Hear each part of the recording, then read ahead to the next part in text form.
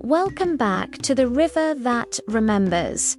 This is episode 5, The Drum of Tides. I'm your host Abby, and I am so excited to continue Kojo's journey with you. When we left him, he had just faced a profound personal battle, leaving him with the shattered drum of tides. Now, let's see where his path leads. Kojo walked for days, heading east.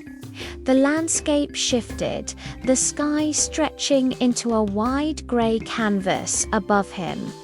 The air grew sharp and dry, a stark contrast to the humid riverlands he knew. He carefully carried the 2 cracked pieces of the drum of tides, wrapped securely in cloth. Each night, under the cold, distant stars, he would unwrap them and try to fit them together. But they resisted, the jagged edges refusing to join, a constant physical reminder of his internal fracture. As he traveled, the world around him fell into a profound hush.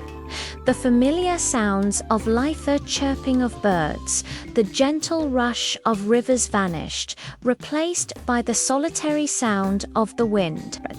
Kojo followed a narrow, winding path etched into red sand, which eventually opened up into a vast, silent desert.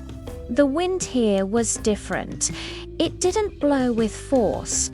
It whispered, carrying faint, broken melodies, like old songs the world had long forgotten. He felt a strange pull, a sense of entering a sacred, sleeping land. He climbed a towering dune, his feet sinking into the soft sand. From the crest, he scanned the horizon. In the immense emptiness, a single stark figure stood out. A black, bare tree, its roots twisting across the sand like sleeping snakes. It was a sentinel in the stillness, and at the base of this ancient tree sat a woman, her form draped entirely in white cloth.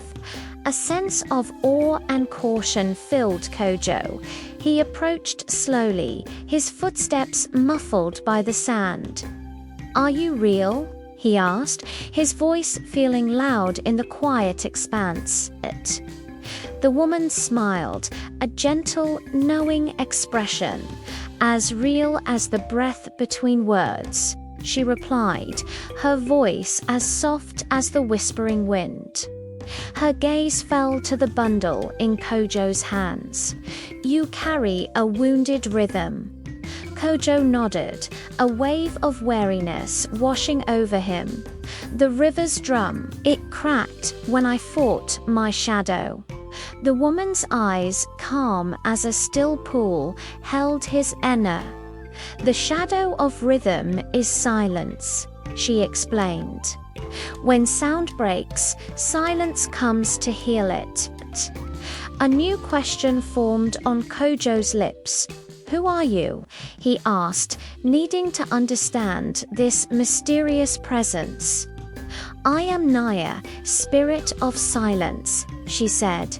"This desert is my home. All the sounds that the world forgets, all the broken notes and faded echoes, they come here to rest." Kojo felt an invitation in her words and sat beside her on the warm sand. The quiet felt less like an absence and more like a presence. "Can silence fix what's broken?" he asked, hopeful but uncertain. Naya didn't answer directly. Instead, she brushed the sand with her fingertips, tracing invisible patterns. "Sometimes," she said, "but silence does not mend with noise.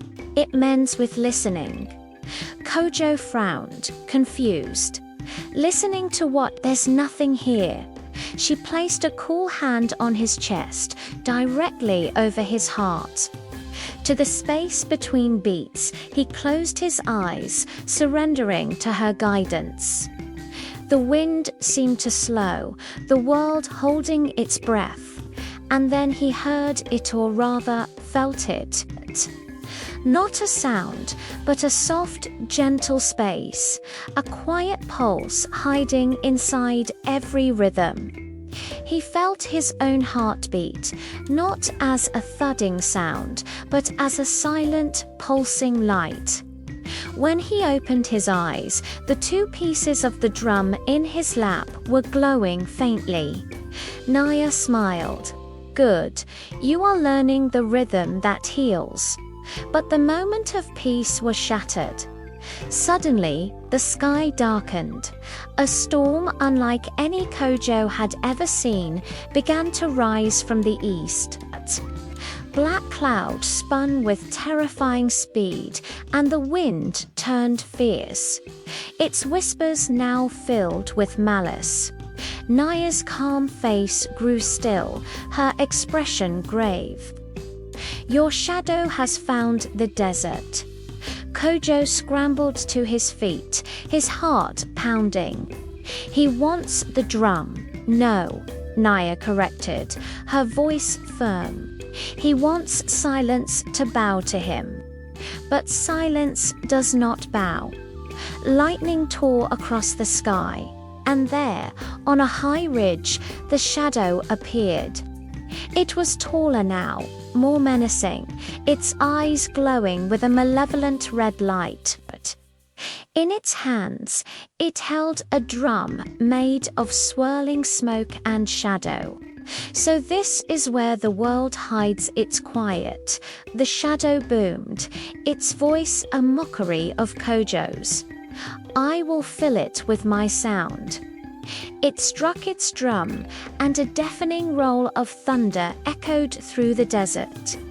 The sound itself rose in huge, suffocating waves, and the very sky seemed to scream in protest. Kojo clutched his broken drum, feeling a surge of panic. "Naya, what do I do?" he cried out over the din. She leaned close, her whisper cutting through the chaos. "Don't fight him with louder sound. Answer him with stillness." Kojo took a deep, shaky breath, her words anchoring him. Instead of trying to play his drum, he closed his eyes and placed his hand back over his heart. He focused on his breath, letting the raging wind move through him, not against him. The shadow hit its drum again. Boom. The earth shook violently, but Kojo remained still. No fear, no noise. He simply existed in the quiet space within it. Then, something miraculous happened. The overwhelming sound began to fade. The storm's thunder slowed, sputtered, and then stopped completely. In the sudden, profound quiet, only the sound of Kojo's calm, steady breathing remained. The shadow looked down, its red eyes wide with confusion. "What trick is this?" it snarled. Kojo opened his eyes, his gaze clear and steady. "It's not a trick," he said, his voice quiet but firm. "It's listening." As he spoke, cracks of brilliant light spread across the shadow's dark form. Its drum of smoke began to crumble, dissipating into nothing. "You can't destroy me," it screamed, its voice laced with desperation. Kojo's reply was simple, filled with a newfound understanding. "You were never my enemy. You were my noise."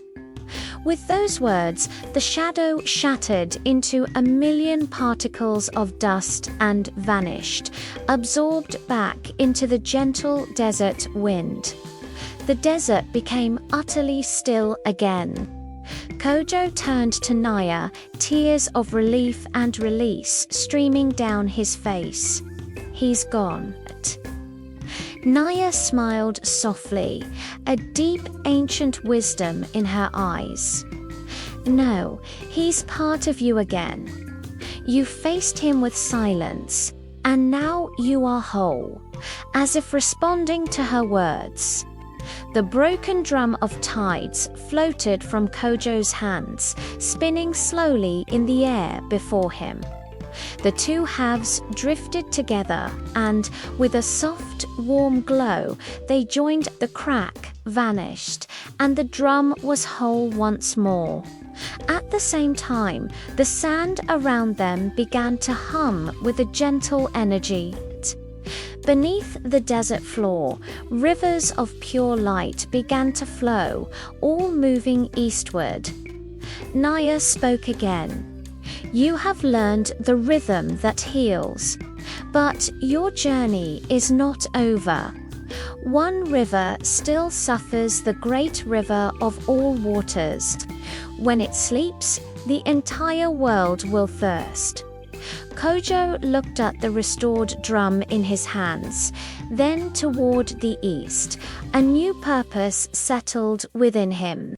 He nodded, his resolve firm. Then that's where I'll go. Naya placed a hand on his shoulder, a final blessing. Remember this, Kojo, healing is not the end of the story. It is the beginning of remembering without pain. The wind picked up, swirling around Kojo like a beautiful, invisible melody, and when it faded, Naya was gone. He stood alone at the edge of the desert. Ahead lay green, rolling hills, shining faintly under the first light of dawn. The drum of tides glowed in his hands, its rhythm calm and alive. He took a deep breath, the air clean and full of promise. The great river waits, and with steady, purposeful steps, Kojo began to walk toward the rising sun, ready to meet the river that remembers everything. What an incredible episode! Kojo has not just repaired the drum, but healed himself. His journey now takes him to the great river of all waters, and I can't wait to see what lies ahead. Thank you so much for listening. If you enjoyed this story, please like this video and subscribe to the channel so you don't miss the next chapter. Until next time, stay curious.